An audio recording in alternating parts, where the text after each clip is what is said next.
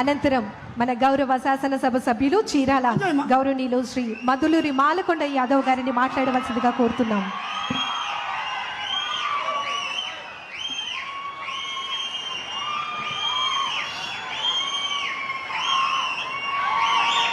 మాన్యశ్రీ గౌరవనీయులు మన జాతీయ అధ్యక్షులు ముఖ్యమంత్రి వర్యులు శ్రీ నారా చంద్రబాబు నాయుడు గారికి చీరాల నియోజకవర్గం తరపున మీ అందరి తరపున స్వాగతం సుస్వాగతం.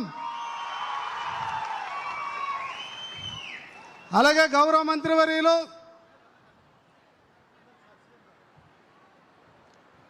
వేదికమైనటువంటి మంత్రులకు ఎమ్మెల్యేలకు కలెక్టర్ గారికి ఆశీనులైనటువంటి అధికారులకి అందరికీ పేరు పేరున నా నమస్కారాలు. ఈరోజు చీరాల అదృష్టం చేసుకున్నదని నేను మీకు మనవి చేస్తున్నా.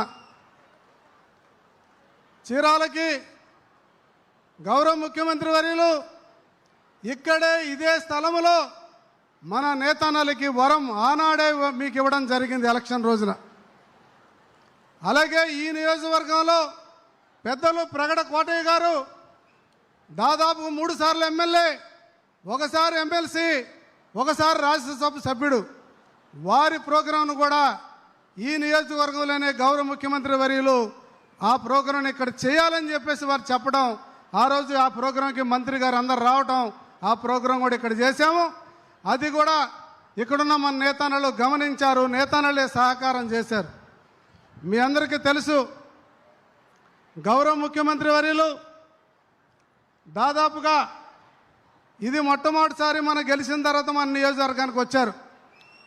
వారి ఆశీస్సులతో 25 సంవత్సరాలు పైచిలుకు ఈ ఊళ్ళో ఉన్న 2 పెండింగ్ ప్రాజెక్టులని వారి ఆశీస్సులతో కంప్లీట్ చేయగలిగాం. ఒకటి హ్యాండ్లూమ్ పార్క్, రెండోది ఆటో నగర్. ఈ నియోజకవర్గం దాదాపుగా 10 సార్లు ఎలక్షన్లో 6 సార్లు టీడీపీఏ గెలిచింది. ఇక్కడ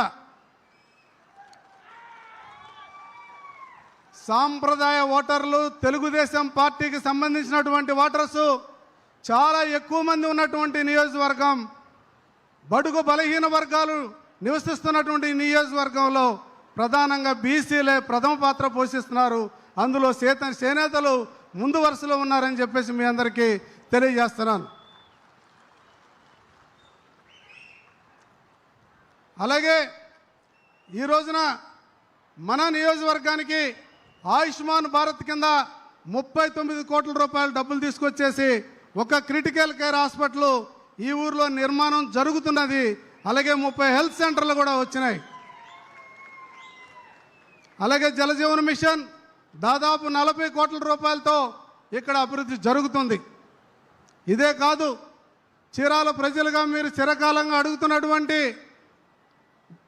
ఏదైతే రైల్వే గేట్ అవతల వైపున ఇప్పుడు 3వ లైన్ వేస్తున్నారు, రేపు 4వ లైన్ కూడా రాబోతుంది. అట్టున్నటువంటి వాళ్ళందరూ చాలా ఇబ్బంది పడుతున్నారు. ఆ విషయాన్ని కూడా ఇవాళ ముఖ్యమంత్రి వర్యులకి తెలియజేయబోతున్నాను.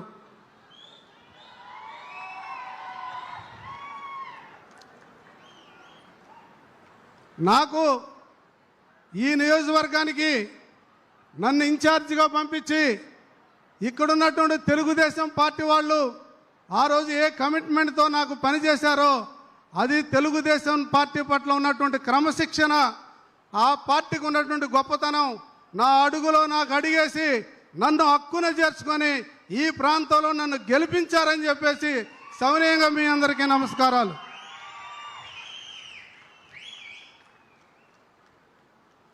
కాబట్టి ఇక్కడ మంత్రివర్యులు వచ్చారు, మీరందరూ కూడా చాలా కోరికలతో ఉన్నారు. కానీ వారు ఈరోజు ఆనాడు మనకిచ్చిన మాటని ఈరోజు ఈ చీరాల్లో ఆ రోజున చెప్పిన మాట దాదాపు 71,000 మందికి పైగా ఇవాళ ప్రయోజనం పొందుతున్నారు నేతన్నలు అనే సంగతిని మీ అందరూ కూడా తెలియజేస్తున్నా. అయితే అలాగే ఉపవృత్తులు వాళ్ళు కొంతమంది ఉన్నారు, దాన్ని కూడా మంత్రివర్యులకి మేము చెబుతాం విషయాన్ని. అది పరిగణలోకి తీసుకుంటారా లేదనేది పరిస్థితిని బట్టి ఉంటుంది. మీరు అనేక సార్లు నన్ను అడుగుతున్నారు, ఇదైతే నేను వారిని అడుగుతా. కాబట్టి గౌరవ ముఖ్యమంత్రి వర్యులు మేము మాట్లాడేది కాదు, వారే మీకు చాలా విషయాలు మాట్లాడాల్సినటువంటి అవసరం ఉంది. కాబట్టి ఈ సందర్భంగా నా జీవితాశయం నెరవేరింది. నా జీవితాశయం నెరవేరింది. 96లో నేను సర్పంచ్ అయ్యాను.